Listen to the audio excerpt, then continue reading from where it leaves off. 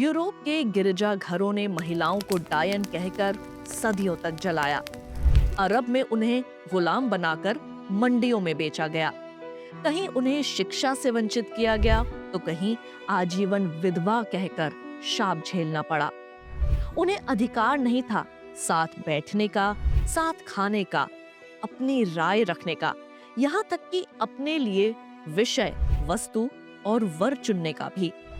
तभी वैदिक काल में विदुषी रही गार्गी, मैत्री, लोपामुद्रा, घोषा, अपाला, विश्ववारा और इंद्राणी जैसी नारियों की दुर्दशा देखकर एक ऋषि का हृदय सुन्न हो गया।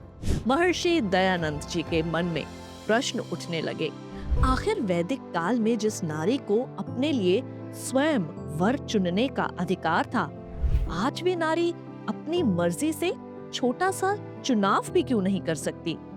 उन्होंने विश्व भर के तथाकथित धर्म ग्रंथ पढ़े। कहीं लिखा था नारी के अंदर आत्मा नहीं होती, कहीं उसे सिर्फ उपयोग की वस्तु बताया गया, कहीं उसे पुरुषों की खेती कहा गया, किसी ने उसे नरक का द्वार बताया तो किसी ने उसे चुड़ैल और डायन जैसे शब्दों से संबोधित किया। लेकिन जब महर्षि जी ने अपने वैदिक ग्रंथ उठाए तो पाया, यत्र नारेस्तु पूज्यन्ते रमन्ते तत्र देवता, अर्थात जहां नारियों की पूजा होती है वहां देवता निवास करते हैं। तो फिर कौन है उनके अधिकार छीनने वाला? महर्षि दयानंद ने आर्य समाज की स्थापना की और सर्वप्रथम महिलाओं को उनका अधिकार देकर दुनिया को चौंका दिया। उन्होंने उन्हें पुरुषों के बराबर अधिकार दिए। अब वे सदस्य भी बन सकती थी और अधिकारी भी। वे प्रधान और मंत्री चुनने के लिए वोट भी डाल सकती थी और अपनी इच्छा से वर भी चुन सकती थी। अर्थात वर्ष 1875 में जब आर्य समाज जैसा इतना बड़ा संगठन बना, उसी आरंभिक दौर में महिलाओं को पूर्ण समानता और वोट का अधिकार प्रदान किया गया।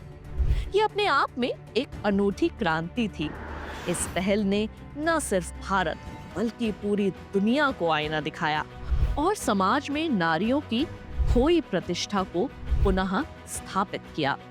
परिणाम स्वरूप महर्षि जी द्वारा दिया गया ये अधिकार जब विश्व में पहुंचा तो उसके 18 साल बाद सन 1893 में प्रशांत महासागर के एक द्वीप न्यूजीलैंड ने महिलाओं को वोट का अधिकार दिया। अमेरिका ने 1920 में संविधान संशोधन कर महिलाओं को पूर्ण वोट का अधिकार दिया। ब्रिटेन ने 1918 में इसे लागू किया। भारत में भी आर्य समाज की इस क्रांतिकारी सोच से प्रेरित होकर साल 1920 आते आते मॉन्टेग्यू चेम्सफोर्ड सुधारों में महिलाओं को ये अधिकार देने पर विवश होना पड़ा। याद रखिए, महिलाओं के लिए इस परिवर्तन क्रांति के यदि कोई जनक हैं तो वो हैं महर्षि दयानंद सरस्वती, जिन्होंने उन्हें सिर्फ गार्गी, मैत्री, लोपामुद्रा, घोषा, अपाला बनने के अवसर प्रदान किए।